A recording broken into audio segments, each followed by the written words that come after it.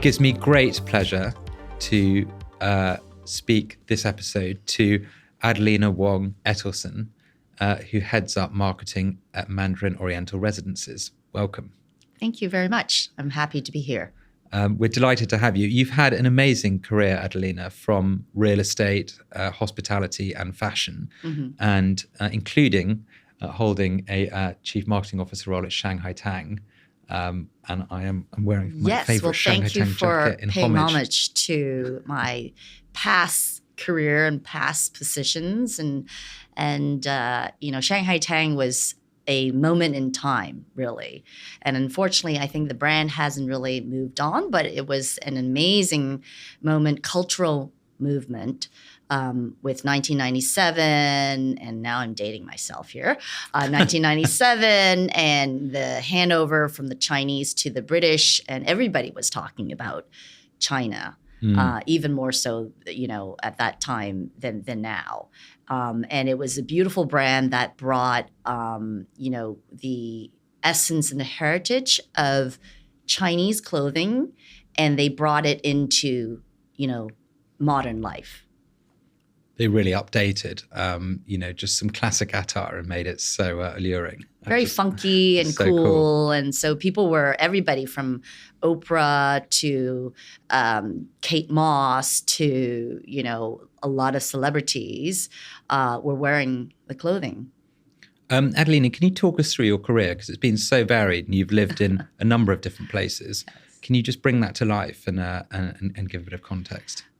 Sure. I mean, I think I'm sort of a master of all trades and not really I really cut across a lot of different industries.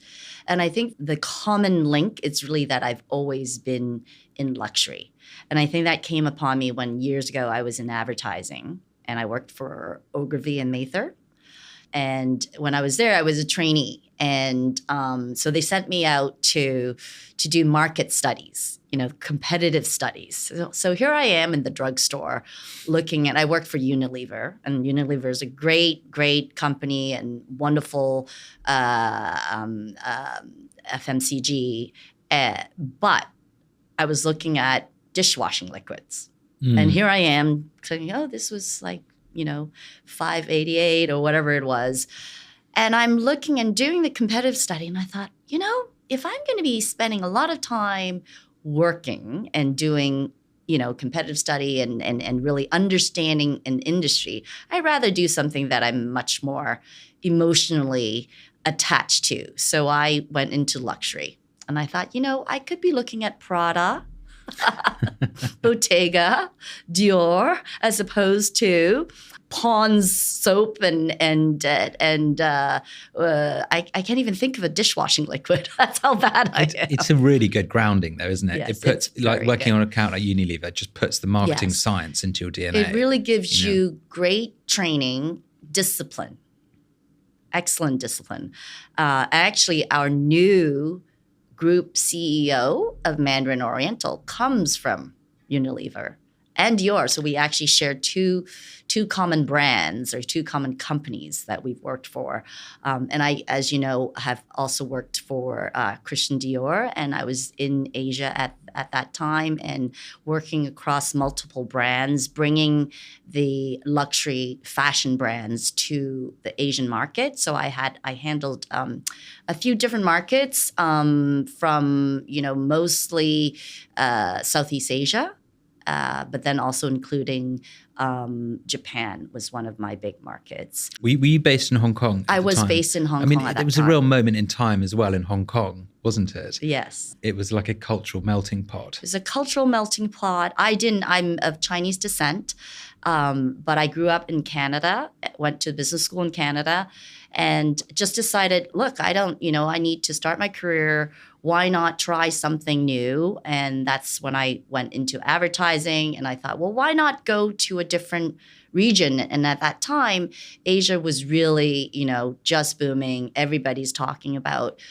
this is the biggest market. China is the biggest market. So I went to Hong Kong. I had some families living there, and I was able to just establish myself there. And then I worked up and actually in Hong Kong really, they're very open to young people. If you work hard and if you have initiative, you're proactive, and you're resourceful, you move up, especially in the agency business and marketing. And so I was able to move up fairly quickly, and then becoming eventually the regional marketing manager for Christian Dior, fashion, not beauty, fashion. MCM, which is now having a big comeback moment. They're leather goods. Mulberry, Okay. leather goods and fashion. Bass shoes, so not as but that was the interesting thing is some of these more contemporary or like traditional brands that are not seen as luxury, when they move to a different market, they are seen as luxury. What was your relationship like with head office when you were bringing a brand and sort of, giving it a platform in a totally different market?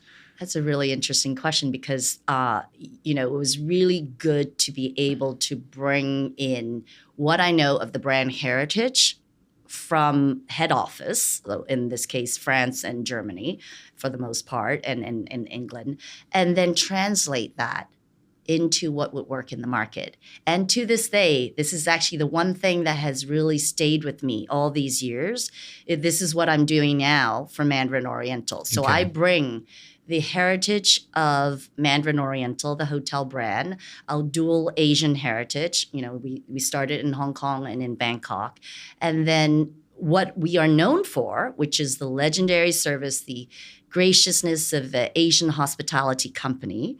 And we bring that into the first part, a residential product.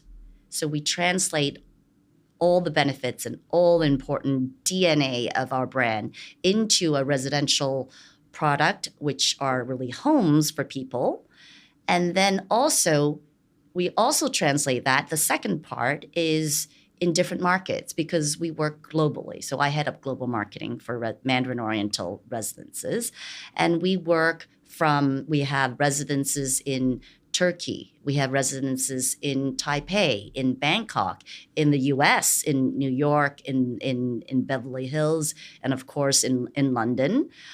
So we really need to not only translate what is Mandarin Oriental residences. What does that mean to the ultra high net worth buyer? And then what does it mean in that market, whether it's urban or resort? So I've really learned a lot through the years, but specifically when I was quite young, working as a regional marketing manager in Asia, having to somehow distill what the head office brand is telling us about Dior, what the designer is thinking about at that time, and what is the concept, what is that season, and then translating that into what would work for the Asian market, whether it was Hong Kong, Singapore, or I also had, Indonesia as well. And that really taught me a lot. Do you think that the story had to be adapted more then, or do you think it adapts more now? Oh, I like that question.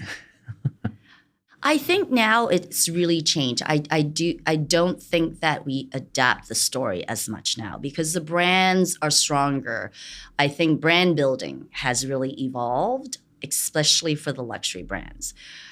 They are very conscious of and Mandarin Oriental is a luxury brand, right? We're a luxury hospitality brand, but we are seen, we think of ourselves as a luxury brand that provides exceptional services and exceptional experiences for our consumers, our guests, and our residents. And I think that we, and also brands like Louis Vuitton, Dior, Chanel, they adapt to a certain extent, but we're very conscious, and Hermes is the ultimate. Yeah. They do not, luxury brands do not have to make too many allowances because then it's not the true brand. Exactly. The brand has to remain authentic. I know that word's used a lot. Authentic has brand integrity of what it means. And that is what people are buying, I think. They're not buying an interpretation of the brand, of the core brand values. So our brand values do not change. We just interpret what that value means to a residential owner. Yeah, I feel like a lot of luxury brands snookered themselves a little bit by over-adapting a message that, in a way, when we then had sort of global digitization, was then slightly exposed. It's like the franchising model in the in the what was it, in the 80s or something, when I think one of the great examples was like a designer named Bill Blass and some Calvin Klein. Yeah. Where everything, you're on underwear, you're on socks, you're on, I mean, there's only so much, but then what does it do to the main brand? What does it do, is not, because luxury, it's about scarcity. Luxury is about, having an aspiration of, knowing that it is something that is very exclusive and that is rare. Can you bring the branded residences category to life and what you believe the future of it looks like? Because it's a fascinating category and it's pretty fast growing. I would need probably quite a lot longer than the 30 minutes that we're going to be speaking. But I think to bring it to life, so essentially branded residences started in New York years ago, I guess, I would say in the 70s or something. Okay. And I think it started with the Sherry Netherland Hotel, where people would be living in the hotel. So it was really seen as hotel living. Right. It's now changed and evolved, especially in the last 5 years. And I think what it means is that there's an emotional connection to a brand that people have. And for some people, they wish to maintain that emotional connection and that lifestyle that is provided by that emotional connection to the brand, whatever that brand may be. It could be a car, it could be a fashion brand, but most likely it is a hotel brand. And what does it stand for? So I think that when people buy a branded residence, they get a couple of things. One, for the most part, it is what we would call a development purchase. So you're not buying an apartment or a house that you and I might be buying. You see it, you can walk through it, it's real estate. So that they're not really buying real estate, because there is actually no real estate at the moment that they're buying it. What buyers are buying at the moment of a branded residence, usually in development, it's in development, which means that they will end up getting the said real estate, apartment, villa, house, whatever it is, in about 2 to 3 years' time. So what are you actually getting? And a promise. A promise, yes, a promise. And a beautiful brochure, okay, floor plan, and a promise from the developer that it will be built and that it will be exactly built according to the pretty brochure that you just received. Yeah. So when a brand comes in, especially a brand like Mandarin Oriental, we provide that credibility, that assurance, that Mandarin for Mandarin Oriental to be associated with a developer who is building a residence, and for us to put our name on it and be branded Mandarin Oriental Residences, location, whatever it is, Mandarin Oriental Residences, Fifth Avenue, Mandarin Oriental Residences, Mayfair. For us to actually do that, we have gone through hours and hours and multiple meetings of due diligence. Yeah. So that is what the buyer is really getting, is that by having an association with a brand like Mandarin Oriental, they are getting that assurance that we've done our homework. Yeah, you're not going to invest in a lemon, right? Yes, no. And it's interesting because when you look at in places like the Middle East, where things are being built from the dust, it's a reassurance of value. The brand has a set of associations, or the developer has a set of associations, and some brands have developed very poor associations, and for the same square footage can charge only half due to short-termist decisions made in the past. So I totally understand why that seal of approval, I guess, allows you to realize far more value per square, yard or foot. And I think the brands are now looking more at a long-term But how do you manage the brands? investment in this space, because I think initially, even 5-6 years ago, I think brands are being, the developers are realizing, why it's such a beneficial association to have with a hospitality brand, usually, and any other brand. It's because we give that, and we also give a lifestyle aspect to the promise, as well as the service element. Obviously, from a hotel side, there's a lot of gains from the developers in doing that, having that association, having the branded, having the residences be branded as opposed to unbranded, non-branded, and usually the lift in pricing because of the association with the brand, it's about 25 to 35%, right? In almost all markets. It's a huge amount. It's a huge amount. So developers are coming, they came running. They came running to all of us in the hotel business and in, some fashion business and, cars, crystals, you name it. They're all in now. And I think the thing is you have to be true to what your brand stands for. And I know that, when I mentioned earlier that it's now brands are thinking of it more as a long-term play and not just an immediate revenue generating business, much like the franchise business from years past, because it is kind of a franchise business in some case. For us, it's not. It's a true, very important business unit for the group. We will only manage. We will only brand something that we are managing. So, for example, we're not white labeling this. We're not putting our name on it and then somebody else is managing it, because we care about, ultimately the end consumer, which are the residence owners and our guests. So we are known for, our brand integrity is at question if we do that. I know that other brands, for example, fashion brands and other car brands where they don't have that experience and they don't have that expertise and that framework, the structure. They just put their names on it. And, maybe as a design. So first came the hospitality brands, then came the design lifestyle brands, then came the fashion brands, then crystal brands.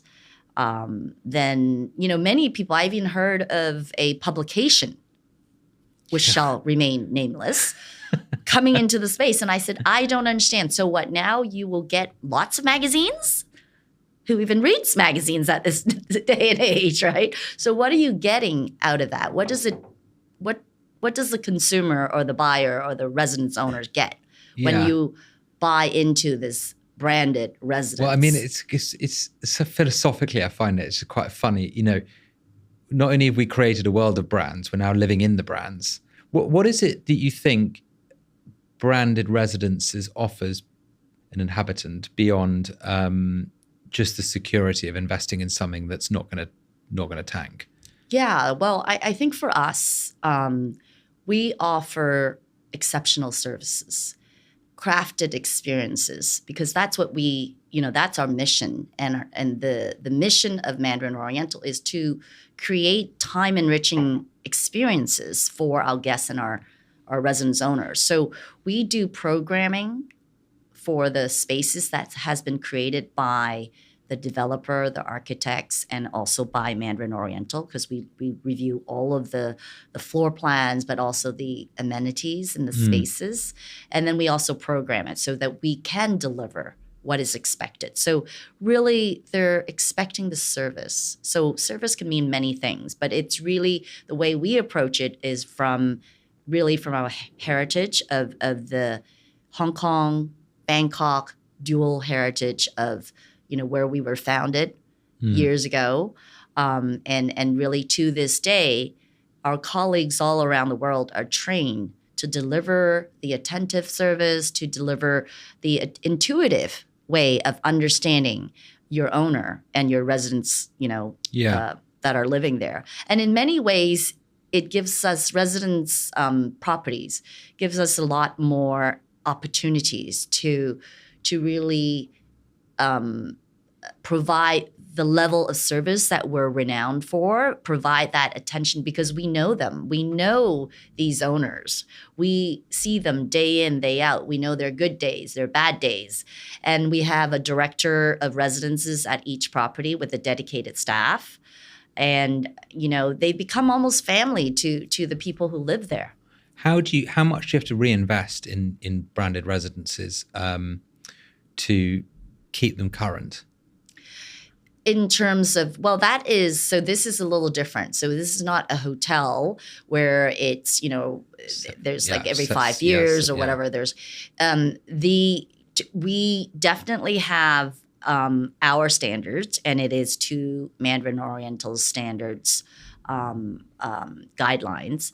But once the developer has sold all of the units, just lack of better words, or residents, like say you'll have 100 apartments in an urban setting. The developer have now sold everything. It's now Mandarin Oriental. We take over and we manage and we take care of our residence owners. So it has now the ownership now takes control of what they call the homeowner association. So they decide, like any other in New York here, any other apartment building, condominiums and co-ops, it is controlled by the homeowner association. So they decide, they assess what is needed. We usually would say every 5 years at least to have an upgrade and relooking it. But of course, there are things like, we would make sure, because this will be managed to the standard of Mandarin Oriental. So it would be sooner for some certain mechanicals, and so we really make sure that it is run like a 5-star hotel property. Do you think when there is a brand to the residence, there's a stronger sense of community? I think there is. It really depends on the location, because for us, we currently have 12 operating properties of residences, and we will grow to, we'll have another 4 coming up, and we're growing to 50. Wow. That's exciting. In less than 10 years. That's the goal. And we have 24 in the pipeline right now. So we are growing leaps and bounds. And I think that, the community aspects differs, because some of our residents in the urban properties are, this is not really their primary home for the most part. It's their secondary, tertiary. So, and actually right now, since the COVID, it's co-primary. People live in 2 places. They enjoy their homes much more. And I think that there are more community, and sometimes in for example, in our Bodrum property, it is a resort property, and it's really a secondary home for many of the people from Istanbul, Turkish residents, or foreigners as well. But they really enjoy being together, and they gather around the club of the residence club, the residence private beach. We do try to have always now residence exclusive amenities, even if we're co-located with a hotel, because that is what is required now. Yeah. That is part of the trend. We see this in almost every one of our newer builds, where we will develop and create with the designer and the developer exclusive amenities for the residence owners. In general, when these are being built, is there more square footage assigned to common space now? Yes. Versus like 10 for years example, ago? in Miami, we have over 100,000 square feet of amenities on a podium, everything from paddle courts to cinemas to pet grooming salons to, of course, the ubiquitous, entertainment space, multi-generational family recreational area. So you name it, basketball court, cabanas. In Bali, where we're currently building and designing, we have a residence clubhouse. And there we have, all the residence owners, they all have their own private pools, but we also have a community pool for the club. We have, again, the private dining, private event space, so that if you don't wish to entertain at home, you come to the club and you can, bring in your own chef, or you can use the hotel chef.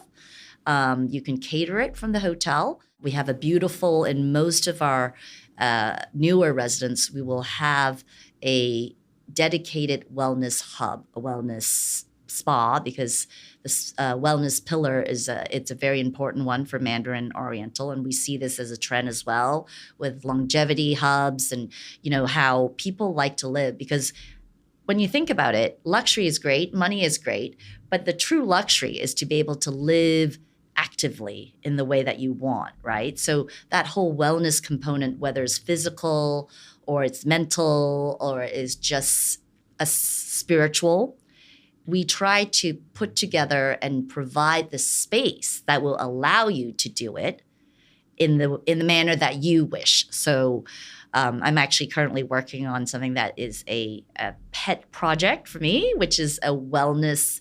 I can't talk too much about it, but it's a wellness sort of in residence wellness amenity. Let's just call it that. And we would be probably rolling that out in a year or so. It says longevity focused thing, is it?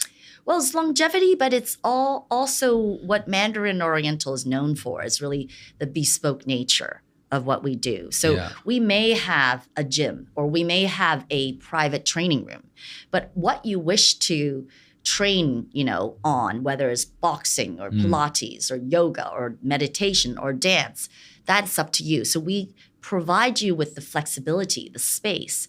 So the same thing will be created for the in-residence wellness amenity. How much do you liaise with the hospitality teams? Oh, very much. We are one brand and one group. We work very closely with what we call technical services. So that's not IT. Yeah. Actually, for many years, I thought it was IT. And I said, why do I need to talk to IT again? But it's really the design, architectural standards, project leaders to actually build and create the hotels and the residences. So they're the main team to deal with the developers, construction, architects, and project consultants. And we, as the residences, provide the insight of the latest trends, what is working, what's not working. How can we future-proof an amenity, right? The space. And that's very important because we have to future-proof, but we also have to be flexible enough for the different types of residents who wishes to use that space. What are people's fears when they're buying a residence? That it won't be built. That's probably one, and that it won't look like what it will be. So again, that credibility of, that assurance of Mandarin Oriental. I think for the most part, though, our buyers tend to be quite sophisticated and they really understand the brand. They mostly know the brand and know the brand well.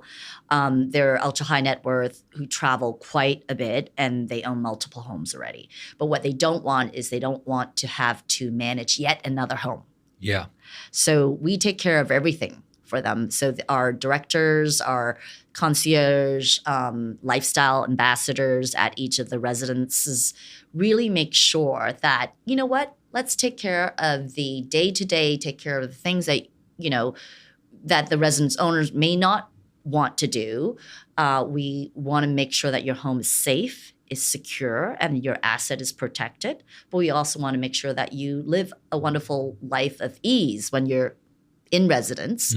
And that means a lot to our residence owners. And we have received amazing feedback and testimonials actually from some of these owners who tell us about how warm and how wonderful they feel like that they're so well taken care of by our residential colleagues.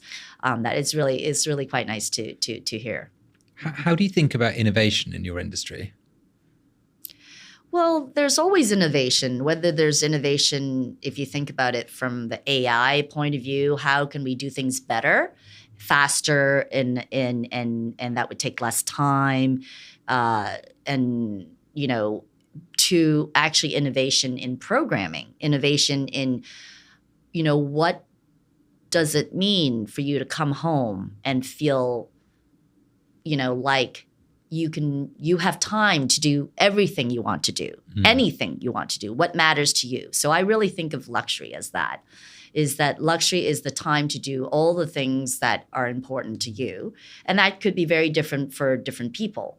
So our job at Mandarin Oriental in residences is to help you create that space for you so that you could chase after what you want to do, be it cooking classes, be it just hanging out with your family, reading privately, whatever it is. Do you think we're basically just going to enter a market over the next 10 years where she's going to double, triple? It feels like, you mentioned earlier, car brands, hospitality brands that you wouldn't necessarily expect to have a right to put their name above a building where people live are entering the space.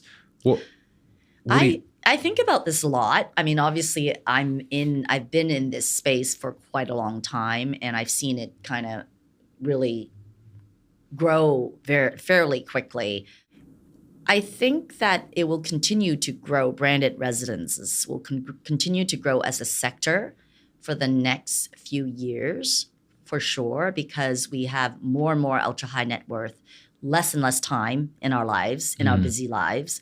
So that's really what branded residences is about, really, from a hospitality point of view. We take care of things, as I just mentioned. The service element is huge, is so important. But the correction will come. Yeah. I think there will be a correction because all of these brands coming in with no knowledge of how to service, how to take care of their owners.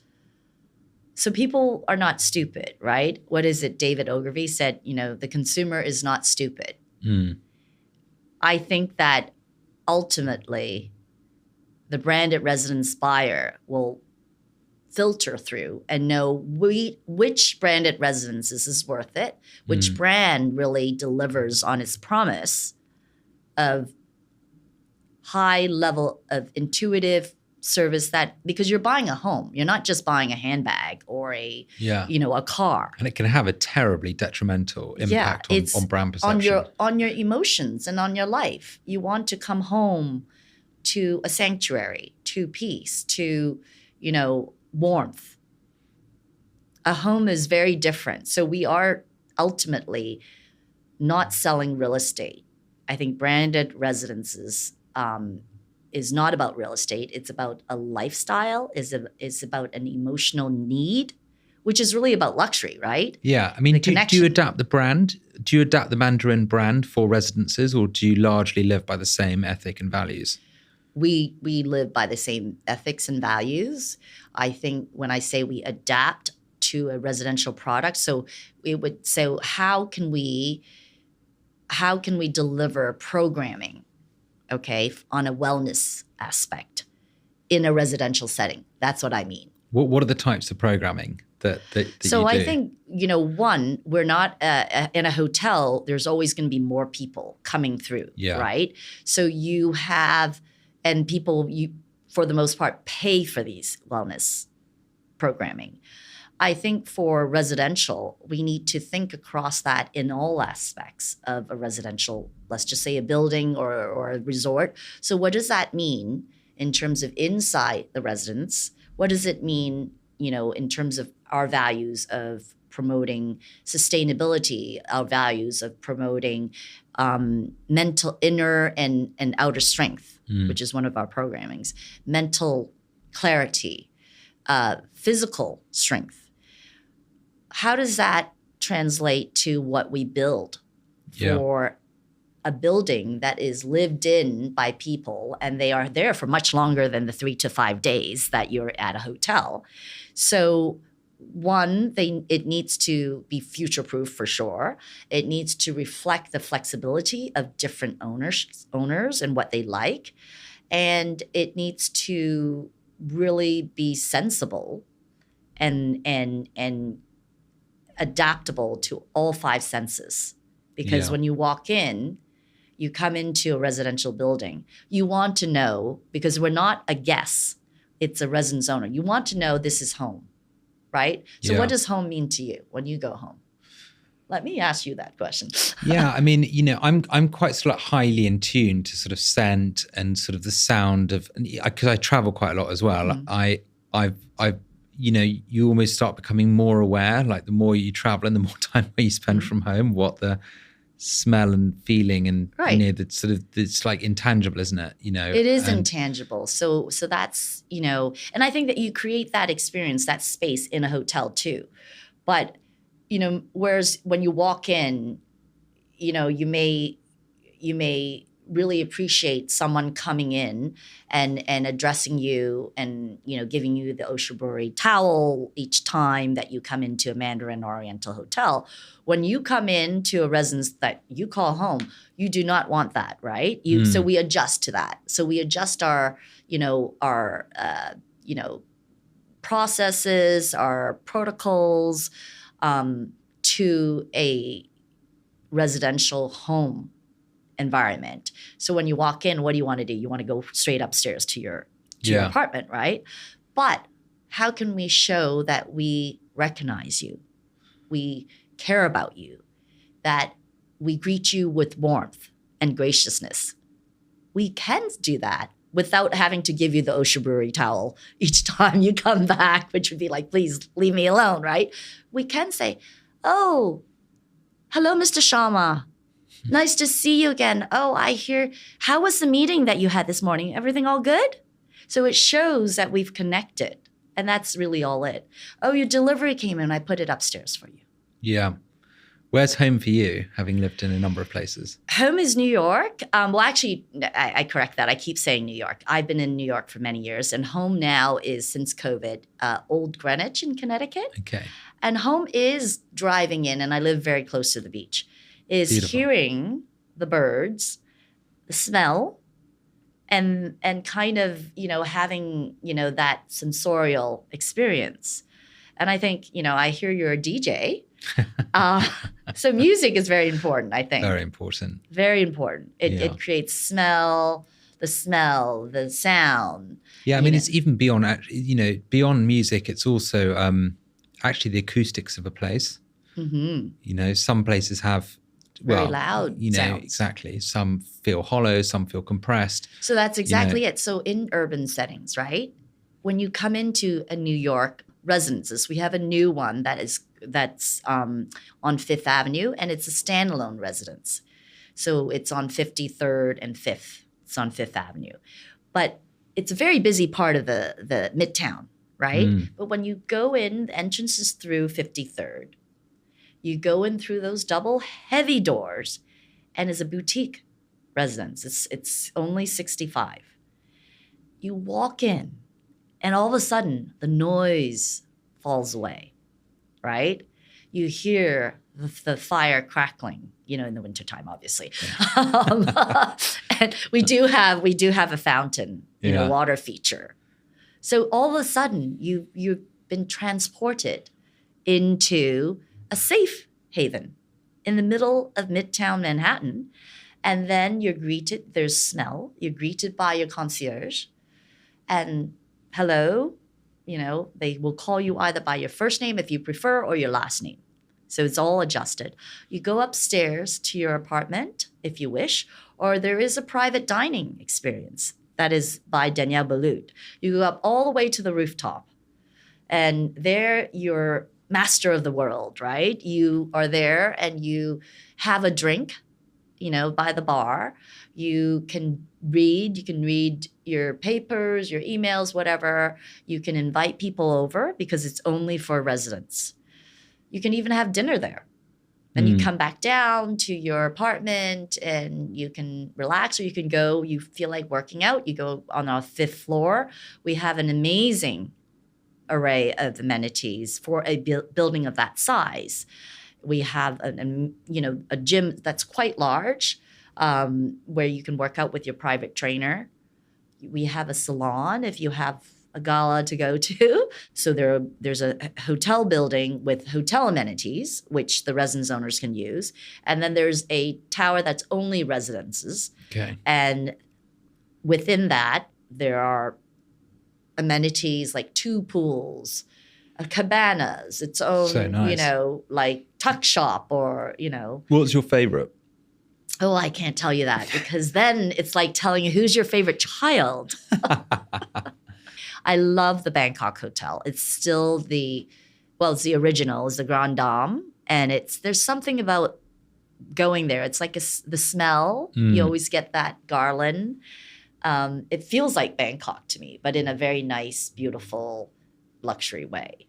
So I love the Bangkok Hotel, and I love the Madrid Hotel.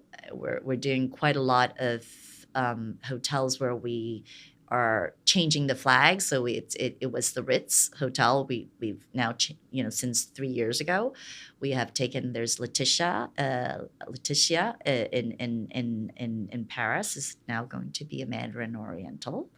So many things. So in terms of residences, I love working on the new developments. It's obviously really fun to work on the resorts, and we are really pushing into the resort properties. So that's interesting. What do you have to think about when you're marketing or positioning a new build or a new development? Well, I think there are quite a lot. I think it depends on the market, and we work very closely with the developers, marketing consultants or team. And we think about, the pricing, the lifestyle offering, and what does Mandarin Oriental bring to the table. And I think a lot about it is phasing. It's really timing. When do you come out? What information do you have? Because unlike a physical building that it's already been built, where it's not a resale, it's a first construction sale, development sales. That means that really we have to create everything from your imagination onto paper or digital, right? And that is hard. It's hard for some people to imagine what your home will be like. So we have to give them that vision from renderings, from films, from very, just experiential lifestyle moments that we provide at the sales gallery or pavilion, so that they understand, it's not about buying this physical real estate space.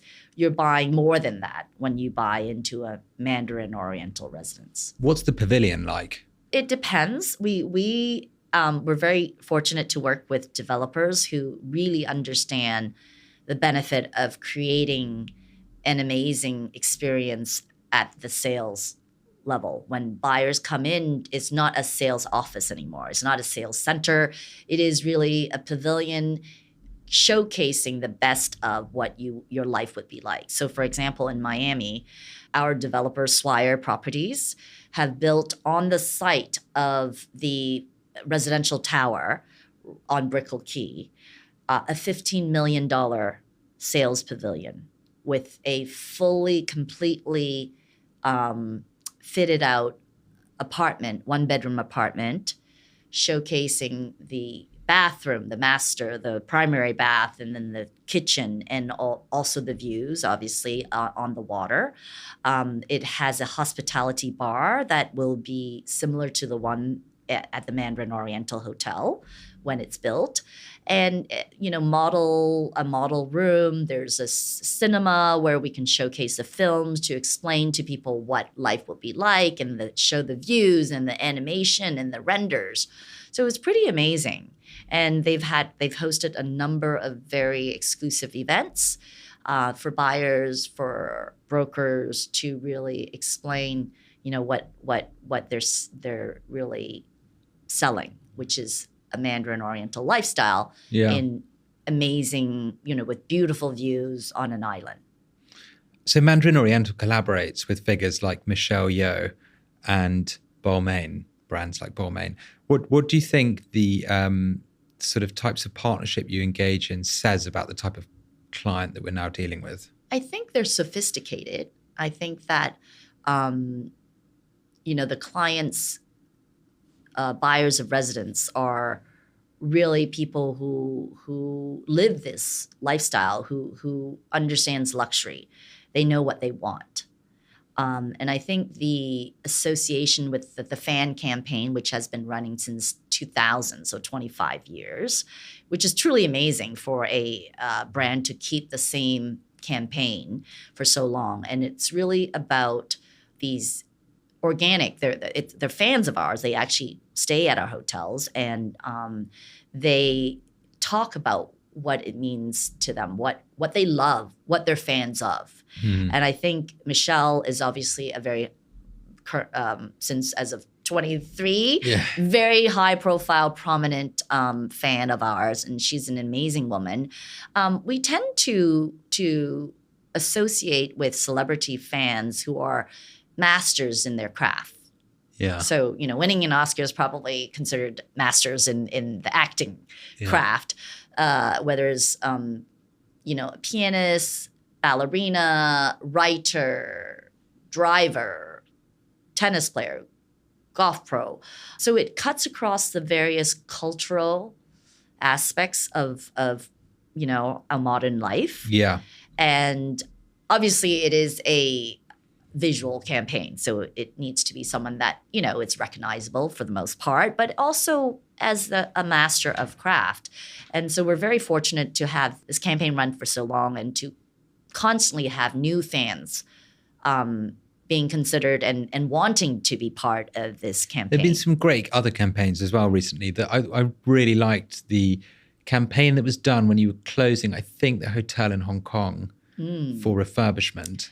The Landmark. Yes. And the GM wrote letters to all of the other GMs of leading luxury hotels, offering that they take their guests on board. But it was a wonderful bit of a power play. Yeah, it's quite nice. And they also had, when we closed for renovation in London years ago, and I'm trying to remember the dates, we decided to wrap the entire building, which cost obviously quite a lot of money because this is quite a wide building, a big building, at Hyde Park, with images of all the fans.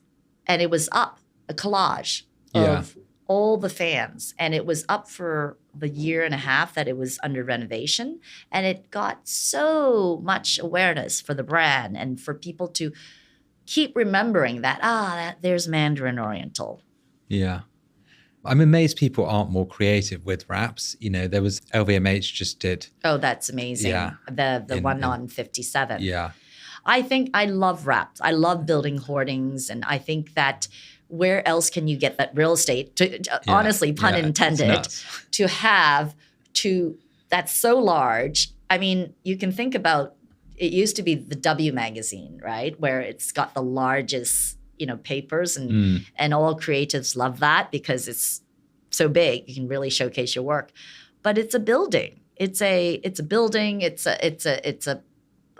it's a hoarding, it's at least, 6 feet high to 9 feet. Yeah. Right. So there's a lot of room for you to play around with. Well, we used to, part of the residence promise is that you become a member of Fans of MO, which is the Mandarin Oriental Recognition Program. And as a residence owner, you become the top tier. So in the old days when we created the Residences Elite program, it was, a very exclusive program. And what we wanted was, the brief was that it should be like a 3-day invitation to the most awesome party, wedding, whatever it is, that you cannot possibly not go to, or you will have major FOMO, right? And FOMO, actually, it also translates actually to the Fans of MO. But so that was the brief back in 2011 when we created Residences Elite. And it was really interesting because we created this beautiful high-touch invitation. Yeah. We actually say we invite you to Residences Elite as an owner. It's as an owner. So you get that when you receive your keys, you do the transfer exchange, and the director of residence presents you with this beautiful, gorgeous box, right? That has like 4 cards in it that tells you about your home benefits, your away benefits, which is what you get when you go to a Residence Elite. And then this beautiful card. We've since gone away from the card, but this card was this metal card that we would engrave on. But because we were giving it to residence owners, not all at the same time, we couldn't possibly get an external party vendor to engrave it. So what we did was we actually ended up engraving all the cards ourselves in-house. So we would have this engraver that we would go like, and, literally, and I can engrave anything you want. I can do iPads, iPhones. I charge very little for this. Hilarious. We've since, given away that engraver. No longer have the machine. Yes, because now it's a bigger program. It's all global. Yeah. With the Fans of MO project. How do you think the high net worth and ultra high net worth customer that you speak to so often has changed over the last few decades? It's less about show. It's definitely, luxury is not about the price point. It is about scarcity. It is about having that very strong feeling of what matters to you. So luxury, as I said earlier, could mean different things to different people. But I think for the ultra high net worth individual, they're much more savvy nowadays, and even though there are many new millionaires and billionaires, let's just say with the tech billionaires, I think that there's a lot of information out there because of internet, because of information, because of consultants. They know what's good and what's not good. And I don't think it goes back to the saying, you need to be authentic. You need to provide a real service, real connection, or people will see through it. And, it's not just, I guess it was in the 80s, 90s, people would be buying just because it has the brand name on it. Yeah. Now it doesn't work like that. It has to mean something to them.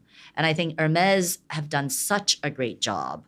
I think when I go to these luxury conferences or I speak to my peers in the luxury world, whether it's fashion, lifestyle, or hospitality, Hermès comes up all the time. And I think it's because they're very true to their brand. Yeah. They are who they are. And I know the family very well, but they know that it's important that they don't deviate too much. They can have interpretations, in some ways, but they represent luxury, and that it's not for everyone. And I think that's also very important. I 100% agree with that. I think it's incredibly important to be really focused on what you are and know that you make markets through that consistency of promise and how you deliver it. Yeah, it's quality, right? Yeah. That Hermès stands for true quality. And if that is, if they associate, it's quality and rarity. I mean, luxury right there. Now, other brands like ourselves, how do we translate that into, because, of course, everyone wants to grow their footprints. So then that whole rarity has changed. How can we maybe tweak that within the context of that market? Adelina, we always ask our guests the same few questions in outro. And the first is, I'd just like to know what really perhaps annoys you about the industry, or what's the thing that you'd like to change if you could change something about the branded residences, the perception, or how the market operates? For branded residence or for luxury? Yeah, I think it could be either, actually. I think for luxury, I think it would be to change the perception that luxury is not about pricing, a high price. And I've mentioned a couple times during the interview that I think luxury is what matters to you most. And usually it's time. Yeah. And I think that for branded residences, I think it's very important for people to understand not all brands are created equal, nor not all square footage are recreated equal, and that you are not buying real estate and you're not buying the brand. You're buying what the brand represents to you in a home. That's what I think. Certainly agree with that. What most concerns you about the world that we're leaving our children? many things, but I'm not going to go into political It's just like that's area. a whole other But podcast yes, there. I think the environment. I am truly concerned about the weather, what's going on, because you see it. We see what's the changing, the tsunamis, the hurricanes, the heat, the cold. Something is happening, and I want to leave my children with a world that they want to be growing up in, with that we grew up in. Yeah. And it is scary to think, because I watch a lot of these dystopian type movies. We can talk about that later, but that worries me. And I think, oh my God, it's going to be like that. And food shortage. Yeah. Growing the food. Yeah. And pollution. I'm going to keep going. I'm a very positive person, really, honestly. I mean, we're definitely at a moment where it feels like there's quite a lot to be concerned about. So a lot, but I also feel like there's hope if we all, make sure that we're doing our bit, because we can't control other people. But if we can each do our own thing in terms of whatever it is that we can do to help create a world for the next generation, I think that's important. I would agree with that. Thank you so much for sharing your views. Well, thank you so much for asking me to be here. And it was lovely speaking with you too. You're very easy to speak with. And thanks. And I'd love to hear more about your views at another time. Thank you so much for joining. Thank you. I want to know what kind of DJ you are.